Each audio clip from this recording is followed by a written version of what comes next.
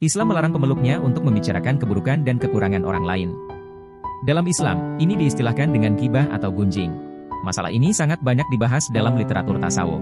Imam Al-Ghazali mengkategorikan ghibah bagian dari afatul lisan atau penyakit hati. Ghibah artinya membicarakan kekurangan orang lain dalam hal apapun. Dan andaikan orang yang bersangkutan mendengar pembicaraan itu, dia akan tersakiti dan tersinggung. Ghibah dalam Al-Quran disamakan dengan memakan daging saudara sendiri. Allah Subhanahu wa Ta'ala berfirman dalam surat Al-Hujurat ayat 12. Dan janganlah sebagian kalian menggunjing sebagian yang lain. Sukakah salah seorang dari kalian memakan daging bangkai saudaranya yang telah mati? Pasti kalian membencinya. Bertakwalah kalian kepada Allah, sungguh Allah Maha menerima taubat dan Maha Pengasih. Quran Surat Al-Hujurat ayat 12. Dosa ghibah ringan untuk dilakukan. Terkadang kita juga tidak sadar melakukannya.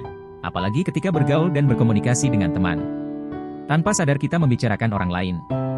Karenanya kita dianjurkan untuk bertaubat dari dosa ghibah yang pernah dilakukan. Dalam kitab Muhtasyar Ihya Ulumuddin ditegaskan, wajib bagi orang yang bergunjing menyesali dan bertaubat dari kesalahan yang sudah dilakukannya. Ulama memberikan beberapa solusi atau cara taubat dari dosa ghibah.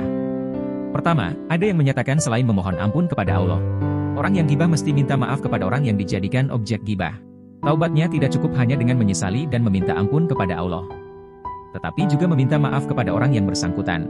Sebagian ulama yang lain berpandangan, taubat dosa ghibah cukup dengan menunjukkan penyesalan dan meminta ampun kepada Allah Subhanahu wa Ta'ala.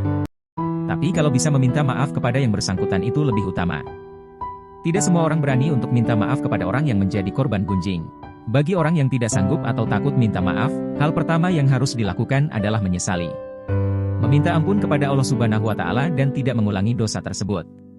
Setelah itu, usahakan memberanikan diri untuk meminta maaf kepada korban gunjing, supaya taubat kita menjadi lebih maksimal.